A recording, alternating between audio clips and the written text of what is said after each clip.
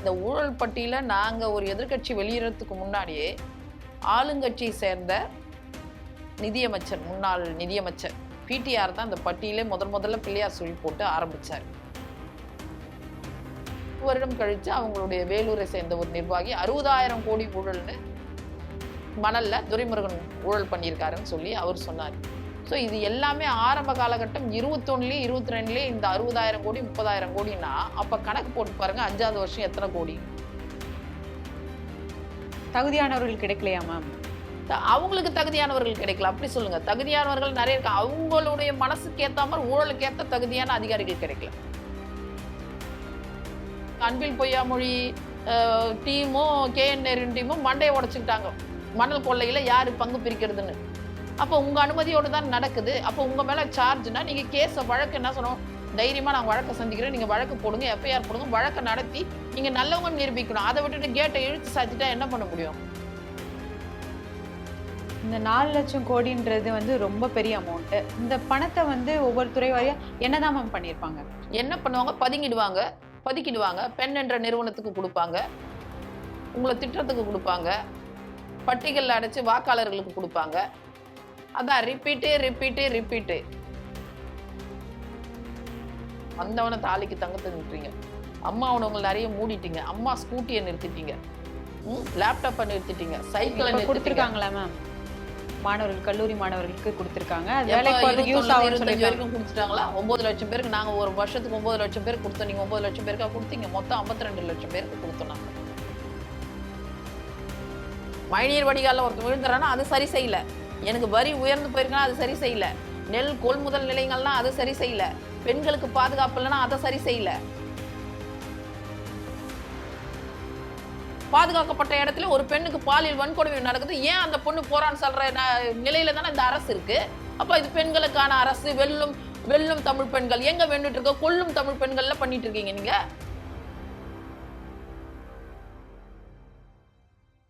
நாளை நமது நேயர்களுக்கு வணக்கம். இன்று நம்மோடு இணைந்திருப்பவர் அதிமுக செய்தி தொடர்பாளர் சிவசங்கரி அவர்கள். வணக்கம். வணக்கம்மா. 4 லட்சம் கோடி வந்து ஊழல் பண்ணியிருக்கிறதா எடப்பாடியார் வந்து கவர்னர் கிட்ட புகார் கொடுத்திருக்காரு. இதை எப்படி பாக்குறீங்க மேம்? எப்படி பாக்குறது? ஆக்கப்பூர்வமா பாக்குறேன். ஏன்னா கடந்த 4 முடிய போகுது, ஆட்சியே முடிய போகுது, 5 வருடம் கூட வச்சுங்களேன். இவங்க ஆட்சிக்கு வந்த நாள் முதலே 2021 இருந்து இந்த நிமிடம் வரைக்கும் ஊழலின் ஊற்றுக்கண்ணா இருக்காங்க. சாதாரண ஊழல், இமாலய ஊழல். ஆனா இந்த ஊழல் பட்டியல நாங்க ஒரு எதிர்க்கட்சி வெளியிடறதுக்கு முன்னாடியே ஆளுங்கட்சியை சேர்ந்த நிதியமைச்சர், முன்னாள் நிதியமைச்சர் பிடிஆர் தான் இந்த பட்டியலே முதல்ல பிள்ளையார் சொல்லி போட்டு ஆரம்பிச்சார். கிட்டத்தட்ட 30,000 கோடி அதை கொண்டு போய் எங்க வைக்கிறதுன்னு தெரியலன்னு உதயநிதியும் சபரீசனும் பேசி கொண்டதாக ஒரு ஆடியோ வெளியிட்டாங்க. சரி, அது நான் பேசினதில் நான் ஒரு மறுப்பு தெரிவித்தாலும் ஒரு ஆளுங்கட்சி, ஒரு உதயநிதியும் சபரீசனையும் ஒரு முதலமைச்சரின் மருமகனும் பேசுகிறாங்கன்னா ஒன்று அது பொய்ன்னு அவங்க நிரூபிச்சிருக்கணும், இல்லை அதை செஞ்சவனை கண்டுபிடிச்சி உள்ள தள்ளியிருக்கணும். இது ரெண்டுமே நடக்கலாம். என்ன அர்த்தம் சொல்லுங்க? இது ரெண்டு விஷயத்துல ஏதாவது ஒன்று நடந்திருக்கணும்ல. ஏன்னா ஒரு ஆளுங்கட்சியை வந்து டைரக்ட் சார்ஜ், அது ஒரு நிதியமைச்சர் பேசினதா ஒரு ஆடியோ வெளியிடும் போது அந்த ஆடியோவில் பேசுனது நான் இல்லைன்னு நிதியமைச்சர் மறுத்துட்டாருன்னா அப்போ அது செஞ்சது யாரு, அது பேசுனது யாருன்னு கண்டுபிடிச்சிருக்கணும். ஆனால் அது மாதிரி எதுவுமே செய்யல. பட் நாங்கள் எங்கள் வழக்கறிஞர் சார்பாக அதன் மீது புகார் கொடுத்து நடவடிக்கை எடுக்குமாறு சிபிஐக்கும் இடிக்கும் கொடுத்தோம். அது ஒரு பக்கம். அதுக்கடுத்து 1 வருடம் கழிச்சு அவங்களுடைய வேலூரை சேர்ந்த ஒரு நிர்வாகி 60,000 கோடி ஊழல்னு மணல்ல துரைமுருகன் ஊழல் பண்ணியிருக்காருன்னு சொல்லி அவர் சொன்னார். ஸோ இது எல்லாமே ஆரம்ப காலகட்டம் 21 22 இந்த 60,000 கோடி 30,000 கோடினா அப்போ கணக்கு போட்டு பாருங்க 5வது வருஷம் எத்தனை கோடின்னு. அப்ப சரியாதான் வந்து நடந்த ஊழல்களை பட்டியலிட்டு எதிர்கட்சி தலைவர் கவர்னரிடம் வந்து கொடுத்திருக்காரு. அதுல வந்து எரிசக்தி 50,000, நகராட்சி உள்ளாட்சி ஒரு 50,000 கோடி, 60,000 கோடி அப்படின்னு ஒரு ஒட்டுமொத்த பட்டியலை எல்லா துறையும் சார்ந்த பட்டியல்களை கொண்டு போய் கொடுத்திருக்காரு. அப்போ நான் என்ன சொல்றேன்னா, ஒரு விஷயம் வந்து போற போக்குல யாரும் சொல்லிட முடியாது. இது ஏதோ நாங்க எதிர்கட்சின்னு இல்லை, உங்க கட்சியை சார்ந்த நிர்வாகிகளே இதை சொல்றாங்க. தொடர்ந்து நீதிமன்றங்களே பாருங்க, மணல் கொள்ளைக்காக இடி அங்க வழக்கு போடுது. ஒரு பக்கம் நகராட்சி குடிநீர் வழங்கல் 1080 கோடி ஊழல் நடந்திருக்கு, முறைகேடா பணி அமர்த்தப்பட்டிருக்காங்கன்ற ஒரு இடி கடிதம் கொடுத்து பொறுப்பு டிஜிபி நான் இன்னொரு விஷயம் என்ன சொல்றேமா, உங்களை சுத்தி பல்வேறு புகார்கள் இருக்கு, சட்ட ஒழுங்கு பிரச்சனைகள் இருக்கு, பாதுகாப்பு குறைபாடுகள் இருக்கு. இத்தனையும் இருக்கும்போது ஏன் பிடிவாதமா நாங்க டிஜிபியை போட மாட்டேன்றீங்க? என்ன பயம் பதட்டம் உங்களுக்கு? யோசிச்சு பாருங்க. நீங்க கொடுத்த பட்டியல்ல இருந்தா 3 பேரை செலக்ட் பண்றப்ப அப்ப 3 பேருமே தகுதி இல்லாதவங்களா? ஏன் பொறுப்பு டிஜிபியே வச்சுட்டு இருக்கீங்க? நீங்க கொடுத்த அழுத்தத்தினால அவர் நெஞ்சு வலி வந்து போய் படுத்துட்டாரு. அப்ப என்ன உங்களோட நிலைப்பாடு தான் என்ன? சொல்லுங்க. தினம் ஒரு பேரை வச்சுக்கிட்டு விளம்பரம் பண்ணிக்கிட்டு தகுதியானவர்கள் கிடைக்கலையா மேம்? அவங்களுக்கு தகுதியானவர்கள் கிடைக்கல. அப்படி சொல்லுங்க. தகுதியானவர்கள் நிறைய இருக்காங்க. அவங்களுடைய மனசுக்கு ஏத்த மாதிரி ஊழலுக்கு ஏத்த தகுதியான அதிகாரிகள் கிடைக்கல. ஊழல் பண்றதுக்கு தகுதியான அதிகாரிகள் வேணும். இப்ப இடி கடிதம் கொடுத்து அது வழக்கு பதிவு பண்ணும்ல, கேட்டை சாத்தி வச்சிருக்கீங்க. கேட்டை ஓபன் பண்ணாதானே நம்ம போய் வழக்கு போட முடியும். நீங்களே நான் என்ன சொல்றேன், குற்றச்சாட்டு உங்க மேல இருக்கு. நீங்க தான் வழக்கை சந்திக்க தயாரா இருக்கேன் அப்படின்னு வழக்கு பதிவு பண்ண சொல்லணும். ஆனா நீங்க பண்ண மாட்டேன்றீங்களே. நாங்க என்ன போற போக்குல எதிர்க்கட்சியா சொல்றோம். இப்ப 4700 கோடிக்கு வந்து 29 குவாரிகள்ல வந்து சட்டவிரோதமா லைசன்ஸ் இல்லாத குவாரிகளை நடத்தி அதுல வந்து 937 ஹெக்டருக்கு வந்து மணலை வந்து நீங்க வெட்டி எடுத்திருக்கீங்கன்னா அந்த சார்ஜ் இருக்கு கோர்ட்ல. அப்போ வந்து நீதிபதிகளே கேட்குறாங்க, மணல் கொள்ளைக்கு தடுப்பதற்கு நீங்க என்ன நடவடிக்கை எடுத்தீங்கன்னு கேட்குறாங்க. இது சரியில்லைன்றாங்க. சரி, மணல் கடத்தல தடுக்கிற அதிகாரிகள் உயிருக்கு என்ன பாதுகாப்பு இருக்கு? தொடர்ந்து லாரி ஏற்றி கொள்றதும். லூர்து எப்படி இறந்தாரு? மணல் கொள்ளையை தடுப்பதற்காகவே தன் உயிரை மாய்த்தார். அது மாதிரி எத்தனை அதிகாரிகளுக்கு அச்சுறுத்தலும் அழுத்தங்களும் ஏற்படுது. அப்போ இது முழுக்க முழுக்க கவர்மெண்ட்டை சார்ந்த எம்எல்ஏக்களும் அமைச்சர்களும் தான். ஏமா போன வாரமே வந்து அன்பில் பொய்யாமொழி டீமும் கேஎன் நேரின் டீமும் மண்டையை உடைச்சுக்கிட்டாங்க மணல் கொள்ளையில யாரு பங்கு பிரிக்கிறதுன்னு. அப்போ உங்க அனுமதியோடு தான் நடக்குது. அப்போ உங்க மேல சார்ஜ்னா நீங்க கேஸ வழக்கு என்ன சொன்னோம், தைரியமா நான் வழக்கை சந்திக்கிறேன், நீங்க வழக்கு போடுங்க, எஃப்ஐஆர் போடுங்க, வழக்கை நடத்தி நீங்க நல்லவங்க நிரூபிக்கணும். அதை விட்டுட்டு கேட்டை இழுத்து சாத்திட்டா என்ன பண்ண முடியும்? நீங்க உள்ள என்டர் பண்ணவே விடலையே. டிஜிபியும் போட மாட்டோம், எஃப்ஐஆரும் பண்ண மாட்டோம், வழக்கம் நாங்க சந்திக்க மாட்டோம். அப்ப அப்பட்டமா நீங்க ஊழல் பண்ணிருக்கீங்கன்னு தெரியுது. மதுரை மாநகராட்சி எடுத்துங்க, 23 பேர் சொந்த கட்சிக்காரங்களை கைது பண்ணி வச்சிருக்கீங்க. மேயரை ரிசைன் பண்ண வெக்கி தலைகுனிமான அந்த அரசு. அது யார் நாங்க சொன்னோமா? 200 கோடி நாத்தடிச்சு போயிருக்குன்றாங்க மதுரை மாநகராட்சி. 200 கோடி வரி ஏய்ப்பு செஞ்சிருக்கீங்க. அப்போ தொடர்ந்து நான் சொன்னதெல்லாம் வந்து சும்மா அவங்க அள்ளின்னு போன கண்டெய்னர்ல சிந்தி போன விஷயங்கள் தான் இதெல்லாம். நீங்க வழக்கு பதிவு பண்ணி உள்ள போய் பார்த்தாதான் கிணறு விட்ட பூதம் கிளம்புன கதையா? பெருசு பெருசா ஊழல்கள், இமாலய ஊழல், நினைச்சு பார்க்க முடியாத ஊழல், 2Gயே தாண்ட ஊழல்கள்லாம் நடக்கும். ஸோ 4.5 லட்சம் கோடி நாங்க கொடுத்துருக்கோம். ஆனா நீங்க வழக்கு பதிவு பண்ணி போனா உள்ள எத்தனை லட்சம் கோடின்றது வழக்கு முறையா நடந்து நாங்க ஆட்சிக்கு வந்த பிறகு நடந்தா தெரிய வரும். இந்த 4 லட்சம் கோடின்றது வந்து ரொம்ப பெரிய அமௌண்ட். இந்த பணத்தை வந்து ஒவ்வொரு துறை வாரியா என்னதான் மேம் பண்ணியிருப்பாங்க? என்ன பண்ணுவாங்க? பதுக்கிடுவாங்க. பெண் என்ற நிறுவனத்துக்கு கொடுப்பாங்க, உங்களை திட்டத்துக்கு கொடுப்பாங்க, பட்டிகளில் அடைச்சு வாக்காளர்களுக்கு கொடுப்பாங்க. அதான் ரிப்பீட்டு. கொள்ளையடிக்கணும் ரிப்பீட்டு, பட்டிகளில் அடைக்கணும் ரிப்பீட்டு, வாக்காளர்களுக்கு பணம் கொடுக்கணும் ரிப்பீட்டு, ஓட்ட வேட்டையாடணும் ரிப்பீட்டு, ஆட்சிக்கு வரணும் ஊழல் பண்ணணும் ரிப்பீட்டு. இதுதான். வேற இதுக்கு நடுவுல வந்து மக்கள் நலனும் மக்களுடைய அவங்க சொல்றாங்களே கொள்கைன்னு எந்த கொள்கையா கூட இருக்கட்டும்மா, உனக்கு ஒரு கொள்கை, எனக்கு ஒரு கொள்கை, என் கட்சிக்கு ஒரு கொள்கை, உங்களுடைய கட்சிக்கு ஒரு கொள்கை, உலக அளவில் கூட எடுத்துங்க. ஆனா அல்டிமேட்டா ஒரே ஒரு கோல். என்ன கோல்? எந்த கொள்கையும் எதை சார்ந்து இருக்கும்? மனிதத்தை சார்ந்ததா இருக்கும், மனித நேயத்தை தான் சார்ந்திருக்கும், மக்கள் நலனை சார்ந்ததா இருக்கும். அதை தானே என்ன கோல்? கிறிஸ்டின், முஸ்லீம், இந்து, ஜெயின்ஸ் எல்லாம் விட்டுடு. நீங்க கொடுக்குற கார்பரேஷன் தண்ணியை தான் எல்லாருமே எடுத்துக்கிறோம்.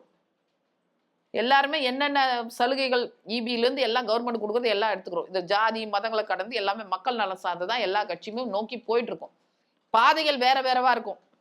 நான் ஒரு ரூட்ல போவேன், நீ ஒரு ரூட்ல போவேன். ஆனா இலக்குன்றது ஒன்னா இருக்கும். அந்த மக்களின் நலனை பத்தியே கவலைப்படாத ஒரு ஆட்சி சதா வந்து கொள்கையை பத்தி பேசுறாங்க. கொள்கையை பத்தி பேசுறதுக்கு உங்களுக்கு என்ன தகுதி இருக்கு? என்னமா தகுதி இருக்கு? மக்களை சுரண்டி எடுத்துட்டு அடிப்படை வாழ்வாதாரத்தை கேள்விக்குறியாக்கிட்டு அப்புறம் கொள்கையை பத்தி பேசுறீங்க. குடிக்க கூழலியா, கொப்பளிக்க பன்னீர் கேக்குதான். நீ குடிக்கிற எவ்வளவு ஒரு முன்னேறிய மாநிலம், எந்த அளவுக்கு நம்ம கொண்டு போனோம். பக்கத்து மாநிலம் நம்மளை பார்த்து எடுத்துக்காட்டா ரோல் மாடலா எடுத்துக்கிட்டு அதன் திட்டங்களை கொண்டு போய் அம்மா உணவுங்கள்ல இருந்து அம்மா குடிநீர்ல இருந்து எல்லாத்தையும் செயல்படுத்தினாங்க. காலேஜ் சுற்றுலா திட்டம் வரைக்கும் நம்ம ஆட்சியில கொண்டு வந்து வச்சோம். முதலீடுகள்லாம் இருக்க வெளிநாடுலாம் போயிட்டு தானே வந்தாரு. ஏன் போயிட்டு வருவாங்க? எத்தனை வருவாங்க? எல்லாம் தப்பா சொல்லிட்டு புள்ளி விவரங்கள்ல அங்க போய் பார்த்தா ஒண்ணுமே கிடையாது. கோப்பையை வென்று ஒருத்தன் கொண்டு வந்தானா அதையே வாங்கி வச்சுக்கிறீங்க. அப்படி ஒண்ணு நடக்கவே அதாவது ஒரு உளவுத்துறை இருக்கு. அனுஷாக்கு இருக்காது, எனக்கு இருக்காது, போலீஸ் இருக்காது. நம்மலாம் சாமானியர்களு. ஒரு முதலமைச்சர், துணை முதலமைச்சர், அமைச்சர்களுக்கெல்லாம் போலீஸ் உளவுத்துறை இருக்கு. ஐஎஸ் இருக்கு. நீங்க கேட்ட தகவல்கள குடுக்க போறாங்க. அப்போ தன்னை சந்திக்க வரவங்களே யாருன்னு தெரியாத அளவுக்கு இருக்காங்கன்னா, கண்ணுக்கு தெரியாத மக்களுடைய பிரச்சனை உங்களுக்கு தெரியுமாம்மா? வேதனையா இருக்குமா எனக்கு உண்மையாவே நான் சொல்றேன். ரொம்ப வேதனையா இருக்கு. ஏன்னா, அந்த மழை வெள்ளம் வந்தபோது அந்த எண்ணூர் மக்கள் பட்ட கஷ்டத்தெல்லாம் ஒரு 2 நாள் நான் ஒரு 10 நிமிஷம் கரண்ட் இல்லன்னா நம்ம துடிச்சு போறோம். ஐயோ! எப்ப கரண்ட் வரும்? எப்ப ஏசி வரும்னு. அந்த எண்ணூர் மக்கள் கிராமங்கள்ல 20 கிராமங்கள் வந்து எண்ணெயில மூழ்கி போய் வீட்டுக்குள்ள ரூ. 1,00,000 பொருள் போன பிறகு கூட ஒரு மந்திரி எட்டி பார்க்கல, ஒரு கவுன்சிலர் எட்டி பார்க்கலம்மா. எப்படிம்மா அவங்கனால தூங்க முடியுது? குறைந்தபட்சம் அங்க போய் ஒரு சகாயம் பண்ணலாம் இல்லையா? ஒரு உதவி பண்ணலாம் இல்லையா? கண்டுக்கவே இல்ல. எல்லாம் மழை நீர்லாம் வடிஞ்ச பிறகு கூட ஆனா அந்த எண்ணெய் கசிவு வந்து அது போயிட்டு இருந்துச்சு நாட்கணக்கில் நீங்களே ஊடகத்துல பாத்தீங்க. ஆனா அதெல்லாம் தண்ணி எல்லாம் வடிஞ்ச பிறகு அதுக்கப்புறம் போட்டோ ஷூட் எடுக்க வர்றாங்க எம்எல்ஏங்க. ஒரு ஊடகத்தை கையில அவங்க சார்ந்த ஊடகத்தை கொண்டு வந்து சூப்பர் அந்த எம்எல்ஏ வந்தார் இந்த மந்திரி வந்தாருன்னு. அந்த அளவுக்கு நான் கண் கூட பார்த்தோமா அந்த மழைநீர் வடிகால்னால ஏற்பட்ட பிரச்சனைகள் அதில் விழுந்து இறந்தவர்களு உடைமைகளை இழந்தவங்க அந்த பேக்கேஜுக்கு இன்ன வரைக்கும் நீங்க வெள்ளை அறிக்கை கொடுத்தீங்களா? 21ல 95 21லயும் 95 95 இவங்க அடிச்ச பர்சன்டேஜா இல்ல முடிச்ச வேலையான்னு எனக்கு தெரியல. ஏதாவது ஒண்ணு தானே இருக்கணும். ஒருவேளை மறந்து 21ல 95%ன்ட்டாங்களோ என்னவோ. ஏன்னா இவங்க 95% 90% வாங்குறதுனால தான் எல்லாம் விரிசல் விட்டுனுது கட்டிடங்க. ஒரு பள்ளிக்கூடம் ஒழுங்கா கட்டலைன்னு ஒரு பெற்றோர் வந்து நாமக்கல்ல வழக்கு போட்டிருக்காரு. நகராட்சி சார்பா கட்டின பள்ளிக்கூடத்தை. பாலங்கள், தரமில்லாத பாலங்கள், தரமில்லாத ரோடு, தரமில்லாத மழைநீர் வடிகால். என்னமா பண்ண போறீங்க இப்படிலாம் கொள்ளடிச்சு? பசிக்கிற வரைக்கும் தானம்மா சாப்பாடு. பசி போயிடுச்சா சாப்பிட முடியுமா? யாரா இருந்தாலும் பசிக்கிற வரைக்கும் தான் சாப்பாடு. இன்னும் நீங்க பெரிய மந்திரினா 10 வேளை சாப்பிட முடியுமா? மந்திரினா 5 காருக்கு மேல தூங்கிட முடியுமா? ஒரு கட்டில்ல. என்னம்மா செய்ய போறோம்? கொஞ்சமாவது எதுலயுமே ஒரு எத்திக்ஸ் இல்லாம குறைந்தபட்ச தர்மம் இல்லாம நடந்துக்கிறாங்க. எலெக்ஷன் வருது நாடகங்களை போட்டுட்டு இருக்காங்க. மக்கள் புரிஞ்சுக்கணும். மக்கள் இதை கூர்ந்து கவனிக்கணும்ன்றது என்னுடைய வேண்டுகோள் இந்த ஊடகத்தின் மூலமாக. உங்கள் கனவை சொல்லுங்கன்னு சொல்லிட்டு இப்போ ஒரு திட்டத்தை வந்து ஸ்டார்ட் பண்ணியிருக்காங்க மேம். குடும்பம் வாரியா வந்துட்டு தன்னார்வலர்களை மீட் பண்ணி அவங்களோட கோரிக்கைகளை வந்து நிறைவேற்றுறதுக்கு. இதெல்லாம் நல்ல விஷயம் தானே. ஒவ்வொன்றா அடுத்தடுத்து பண்ணிட்டு இருக்காங்க திட்டங்கள். இதெல்லாம் எப்படி உங்கள் கனவை சொல்லுங்களா இல்ல எங்கள் கனவை சொல்றேன்னா அவங்க வீட்டுக்கு போறாங்களா? உங்கள் கனவை சொல்லுங்கன்னு சொல்லிட்டு எங்கள் கனவுன்னு போய் அவங்க வீட்டுல போய் சொல்லிட்டு வருவாங்க. அதுக்கு மட்டும்தான் அவங்க லாக்கி. அவங்களோட கனவுகளை மட்டும்தான் அவங்களுக்கு யோசிப்பாங்க. அவங்க கனவுகள், அவங்க சந்தோஷம், அவங்களோட வேடிக்கை இதெல்லாம் தான் அவங்களுக்கு ரொம்ப முக்கியம். அன்பில் பொய்யாமொழி அவர் பிறந்த நாளுக்கு கூட ஒரு வீடியோ வெளியிட்டாரு. ரொம்ப கொடூரமான ஒரு வீடியோ அது. புரியுதுங்களா? அது மாதிரி வராருன்னா எங்க வராரு ஏங்க வராருன்னு யாருக்கும் தெரியல. அவங்க எங்கேயும் வரமாட்டாங்க. அவங்க துபாய் சிங்கப்பூர்னு போறவங்க. இப்ப என்னன்னா அவங்க வச்சுட்டு இருக்க ஸ்ட்ராட்டஜி டீம்ல வந்து மக்கள் அதிருப்தியில இருக்கிறாங்க. நீங்க ஒரு 50,000 பேரை செலக்ட் பண்ணி நைஸா அவங்கவுங்க டீட்டெயில்ஸ் எல்லாம் எடுத்து கொஞ்சம் காசை கொடுத்து கரெக்ட் பண்ணுங்கன்னு இருப்பாங்க. அதனாலதான் இப்ப வந்து எலெக்ஷன் நெருங்க அவங்களுக்கு ஆசை பாசம் மக்கள் மேல அப்படியே பொங்கி வந்துட்டு இருக்கு. பெண்கள் மேல வருது, விவசாயிகள் மேல வருது, மாணவர்கள் மேல வருது. தொடர்ந்து எத்தனை நெருக்கடிகள் கூட எந்த திட்டத்தையும் நிறுத்தலம்மா. கொரோனா போன்ற காலங்களே எங்களுக்கு வருவாய் பற்றாக்குறை. மொத்த வருவாய் நின்று போச்சு. ஆனாலும் எடப்பாடியார் மக்களை எந்த அளவுக்கு பாதுகாத்தாரு, எந்த அளவுக்கு ஃபீவர் கேம்ப்ஸ் போட்டாரு. ஒரு நாளைக்கு 9 லட்சம் பேர் அம்மா உணவகத்தின் மூலமா சாப்பிட்டாங்க. ஐசோலேஷன் தனி வார்டில் வச்சாரு. வீடு தேடி போய் எல்லாத்தையும் கொடுத்தாரு. மருந்துல இருந்து உணவுப் பொருட்கள்ல இருந்து அவர் பட்ட கஷ்டங்கள் கொஞ்சம் நஞ்சல்ல. ஒவ்வொரு மாவட்டத்திலும் போய் ஆய்வு கூட்டங்கள் போட்டாரு. ஆனா நீங்க வந்தப்போ வரி பிரச்சனையும் இல்லை. எல்லா வரியும் வருது 3 மடங்கு 4 மடங்கு எல்லாத்தையும் ஏத்தி வச்சிருக்கீங்க. இவ்வளோ பணம் வச்சுட்டு இருக்கீங்க. ஆனா எவ்வளோ வந்தவன தாலிக்கு தங்கத்தை நிறுத்துறீங்க. அம்மா உணவகங்கள் நிறைய மூடிட்டீங்க. அம்மா ஸ்கூட்டியை நிறுத்திட்டீங்க. லேப்டாப்பை நிறுத்திட்டீங்க. சைக்கிளை நிறுத்திட்டீங்க. மாணவர்கள் கல்லூரி மாணவர்களுக்கு கொடுத்திருக்காங்க. அது வேலைக்கு போறதுக்கு யூஸ் ஆகும்னு சொல்லிருக்காங்க. வரைக்கும் கொடுத்துட்டாங்களா? 9 லட்சம் பேருக்கு நாங்க ஒரு வருஷத்துக்கு 9 லட்சம் பேருக்கு கொடுத்தோம். நீங்க 9 லட்சம் பேருக்கா கொடுத்தீங்க? மொத்தம் 52 லட்சம் பேருக்கு கொடுத்தோம் நாங்க. நீங்க எத்தனை பேருக்கு கொடுத்தீங்க? 920 கோடி அதுக்கு மட்டுமே நாங்க ஒதுக்கணும். எதுக்கு? லேப்டாப்க்கு. இன்னைக்கு புதுமை பெண்ணுன்னு மோசடி பண்ணிக்கிறீங்க. மொத்தமே புதுமை பெண்ல 36,000 தான் ஒரு பயனாளிக்கு. நாங்க 1 பவுன் தங்கம் 1 லட்சம் ரூபாய் முதல் பட்டதாரிகளுக்கு. +2 படிச்சவங்களுக்கு 50,000 + 1 பவுன். ஒரு பயனாளிக்கு ஒரு பெண்ணுக்கு கிட்டத்தட்ட 1,50,000 ரூபாய் நாங்க கொடுத்து வச்சத நீங்க 1000 ரூபான்னு சொல்லி 36,000 தான் ஒரு பெண் படிச்சு முடிச்சு கல்லூரி பட்டதாரியா இருந்தா 36,000 தான் உங்களுக்கு வருது. இலவச பயணத்தை பத்தி பேசுறீங்க, அதையும் ஓசின்னு கொச்சப்படுத்துனீங்க. அந்த இலவச பயணத்துல உங்களுக்கு ஒரு நாளைக்கு 10 ரூபாவோ 20 ரூபான்னா எவ்வளவு வரும்? 600 ரூபாய் மாசத்துக்கு வருமா? இங்க 1,50,000 லட்சம் பெருசா, இல்ல இவங்க கொடுக்குற ஒரு 40,000மோ 30,000மோ பெருசா? அதுல கூட பயனாளிகள் எத்தனை பேரு? 12 லட்சம் 13 லட்சம் பேர் பயனாளிகள். ஆனா நீங்க 3,60,60,000 பேர் தான் செலக்ட் பண்ணி வச்சிருக்க. அப்ப 3,66,000 தான் தகுதியான பயனாளிகளா? அப்படி நிறைய மோசடி பண்றாங்கப்பா. இப்ப அப்பதான் உங்கள் கனவை சொல்லுங்கள். கனவு எல்லாம் நீங்க எத்தனையோ கனவுகளை விட்டுடுங்க. வாக்குறுதியை கொடுத்தீங்களா 525 வாக்குறுதி, அதுல எதை நிறைவேத்துனீங்க? கேஸ் மானியம் 100 ரூபாய். அவங்க கனவை தான் சொல்லிட்டாங்களே என்னென்ன வேணும்னு. அவங்க கனவுகளை தானே நீங்க தேர்தல் அறிக்கையா கொடுக்குறீங்க. அதையே செய்ய முடியலையே. அப்ப கனவு மட்டும் சொல்லணும், நீங்க நனவாக்க மாட்டீங்களா? இவங்க கனவை சொல்றதுக்கு அங்க போயிட்டு இருக்காங்க. இவங்க கனவை நனவாக்கணும். அதுக்கு உங்கள் கனவை சொல்லுங்கன்னு போய் மோசடி வேலை, தனிநபர்களுடைய எல்லா டீட்டெயில்ஸும் கலெக்ட் பண்றது, அதெல்லாம் வந்து தேர்தல் கமிஷனுடைய விதிமீறல்களா இருக்கு. தனி மனித உரிமை மீறலாவும் இருக்கு. அப்படி அந்த டீட்டெயில்ஸ்லாம் வந்து ஒரு பிரைவேட் போய் எடுக்க முடியாது உடனே. அதெல்லாம் நீங்க எப்படி கலெக்ட் பண்றீங்க? என்ன எதன் அடிப்படையில கலெக்ட் பண்றீங்க? உங்க சும்மா திட்டன்ற பேர்ல ஊரை மோசடி பண்றீங்களா? நான் சொல்றேன் பாரு அனுஷ்யா, ஒட்டு மொத்தமா எல்லாமே கொலாப்ஸ் ஆகி போயிருக்கு. எல்லாருமே அதிருப்தியில இருக்காங்க. ஸோ இப்போ கூட நான் என்ன சொல்றேன்னா, நீங்க மக்களை நேசிச்சு மக்களுக்கு நல்லது செஞ்சீங்கன்னா நான் சந்தோஷப்படுவேன். அது ஆளுங்கட்சியும் எதிர்கட்சியும் மக்களை நேசிச்சு உண்மையா மக்களுக்கு பார்த்து பார்த்து செஞ்சு சந்தோஷப்படுவேன். ஆனா இப்பவும் அவங்க இது வரைக்கும் செஞ்ச தவறுகளை மறைக்கிறதுக்காகவும், மக்களுடைய அதிருப்தியை வந்து மறைக்கிறதுக்காகவும், அதை போக்குவதற்கு மெனக்கிடுறாங்களே தவிர மக்களுடைய பிரச்சனையை சரி செய்யறதுக்கு மெனக்கிடல. மழைநீர் வடிகால ஒருத்தர் விழுந்துறான்னா அது சரி செய்யல. எனக்கு வரி உயர்ந்து போயிருக்குன்னா அது சரி செய்யல. நெல் கொள்முதல் நிலையங்கள்லாம் அதை சரி செய்யல. பெண்களுக்கு பாதுகாப்பு இல்லைன்னா அதை சரி செய்யல. பள்ளிக்கூடங்கள்ல அருவாளோட வரான், அதை சரி செய்யல. ஒரு தாசில்தாரை வந்து நீங்க வந்த பிறகு எப்படி தீண்டாமை கடகடன் சாதிய மோதல்கள் வருது, ஆணவ கொலைகள் அதிகரிக்குது. போன வாரமா ஒரு தாசில்தார் பட்டியல் இனத்தை சேர்ந்தவர் செருப்படுத்து அடிச்சிருக்காரு. அவர் கீழே இளநிலை பொறியாளர். அதுக்கு முன்னாடி கோமதின்றவங்க வேலை செஞ்சிருக்காங்க. அவங்களையும் இதே மாதிரி கார்னர் பண்ணி பட்டியல் இனம் சொல்லி துரத்திருக்காங்க. இதெல்லாம் வெக்கக்கேடு இல்லையா இந்த அரசுக்கு? சமூக நீதி அரசுன்னு சொல்றீங்களே, உங்களுக்கு கொஞ்சம் கூட கூச்சம் இல்லையா? மனிதநேயம் இல்லையா? ஈரம் இல்லையா? ஆனா சமூக நீதிக்கு நாங்க தான் வந்து எல்லாமே பண்ணோம் காவலர்னு கொஞ்சம் கூட வெக்கம் இல்லாமம்மா. கொடியாத்து வந்த ஒரு வருஷத்துல கொடியாத்த முடியல, பஞ்சாயத்து தலைவி சொல்ல பல்லடத்துல பட்டியல் இனத்தை சேர்ந்தவங்க சேர்ல உட்கார முடியலன்னு சொல்ல. ஏன் இதே உங்க கூட்டணியில் இருக்க விசிகா தலைவருக்கு என்ன சேர கொடுத்தீங்க நீங்க? வேங்கவேல் போல ஒரு சம்பவம் நடக்கல இது வரைக்கும். அப்போ நீங்க வன்மத்தையும் ஜாதிய மோதல்களையும் மனசுல விதைச்சிட்டு இருக்கீங்க. எங்க ஆட்சியில நடந்துச்சா? நாங்குநேரியில கத்தி எடுத்து உள்ள போனாங்களா? வேங்கவேல் நடந்துச்சா? குளத்துல குளிக்க விடாம பண்ணமா? தின்பண்டத்தை சாப்பிட விடாம பண்ணமா? இல்ல தாசில்தார செருப்பால் அடிக்க விட்டுமா?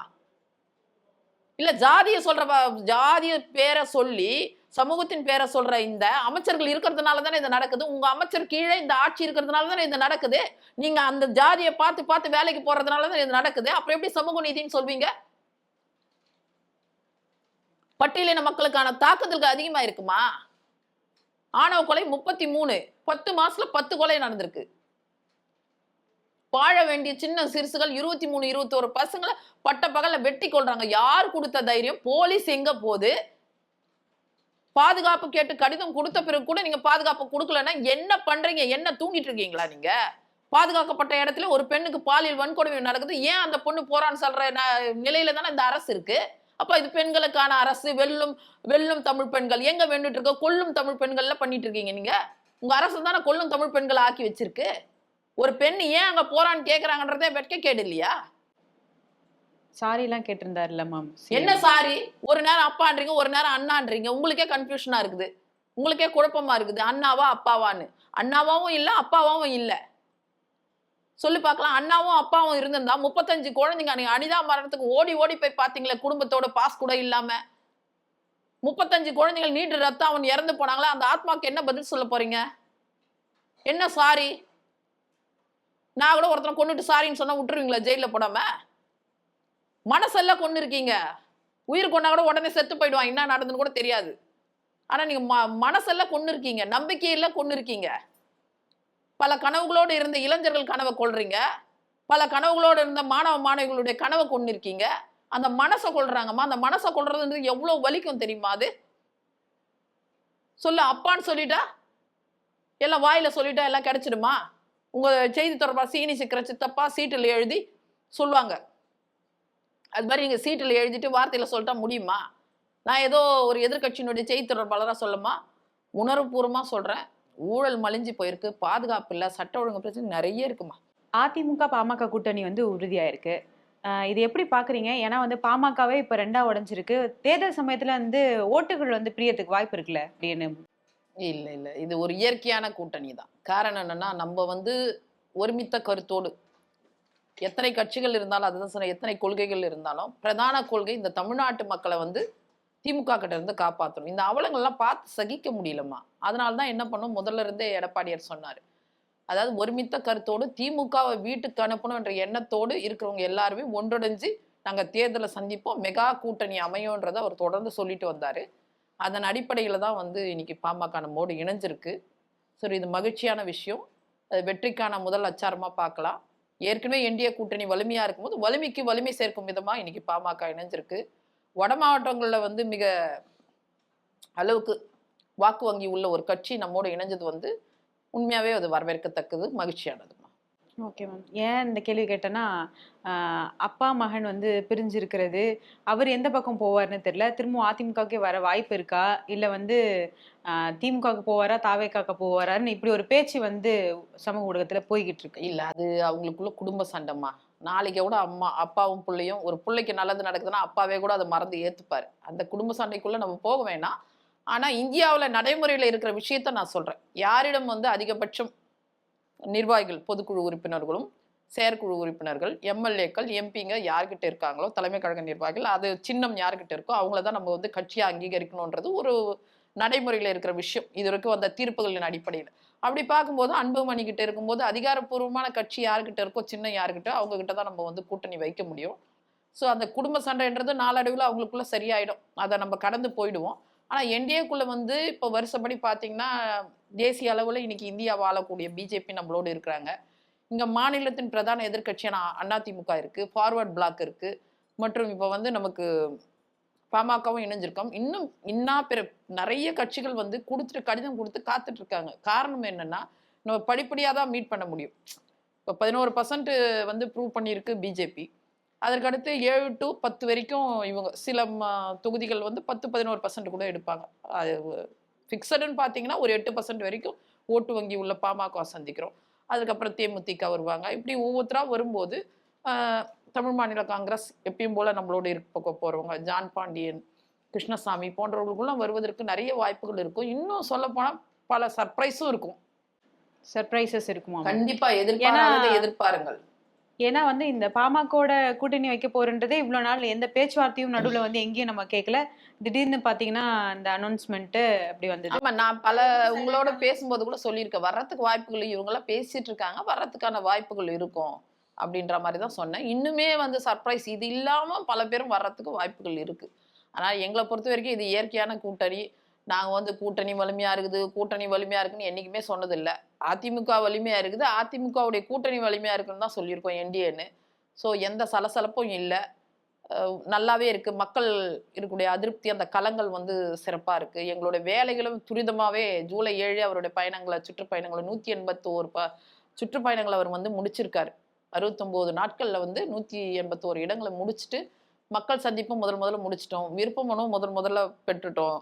இன்னும் நேர்காணல் தான் இருக்கு. ஸோ கூட்டணியும் ஒன்றொண்டா முழுவதுமாக ஜனவரிக்குள்ள இறுதி செய்யப்படும். நல்லா ஒரு 11, நம்மளது வந்து ஒரு 22, அவங்களது ஒரு 10, அப்போ ஒரு 45% ஓட்டு வங்கி உள்ள ஒரு கூட்டணி உறுதியாகவும் இறுதியாகவும் அமையும். அது வந்து வெற்றிக்கு வித்திடும், வெற்றிக்கு அடித்தளமா இருக்கும். கண்டிப்பா 26ல மிகப்பெரிய வெற்றியை நாங்க பெறுவோம். Okay ma'am. பல்வேறு கருத்துக்களை பகிர்ந்து கொண்ட மிக்க நன்றி மேம். நன்றி அனுஷா. அரசியல்ல உண்மையா என்னதான் நடக்குது தெரிஞ்சுக்க நாளை நமதே சேனலை சப்ஸ்கிரைப் பண்ணுங்க.